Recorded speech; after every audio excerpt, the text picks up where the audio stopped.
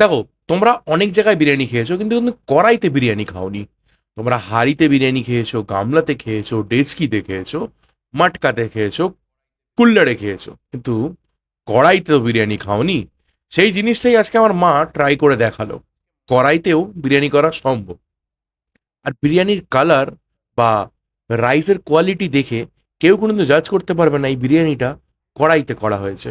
মানে হাজার হাজার লোক হাঁড়িতেও এরকম সুন্দর টেক্সচার, এরকম সুন্দর কোয়ালিটি বিরিয়ানির আনতে পারে না। আর তার উপর দিয়ে এটা হচ্ছে মাটন বিরিয়ানি, মাটনের সঙ্গে আলুটাও এত সুন্দর জুসি হয়েছে যে কেউ বলবে না এটা কড়াইতে বিরিয়ানি। তোমরা যদি এই বিরিয়ানির কড়াই বিরিয়ানির রেসিপি চাও, অবশ্যই কমেন্ট বক্সের রেসিপি লিখে দাও।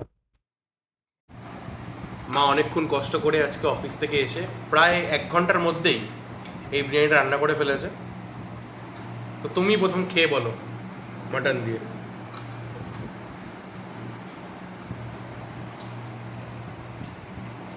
বলা যাবে না, দারুণ। তোমার কিরম লাগছে কড়াইতে বিরিয়ানি? খুব ভালো লাগছে। ভালো লাগছে? হ্যাঁ। না, সত্যি কালারটা খুবই সুন্দর এসছে, এবং গন্ধ কালার। তার মধ্যে মটনেরটা ম্যারিনেট করে রাখা ছিল, মটনটা আগের দিন কষা হয়েছিল, সেটার ভিডিও আমি দিয়েছি। তারপরে একটু মটনটা ম্যারিনেট করে রাখা ছিল, ওটা দিয়ে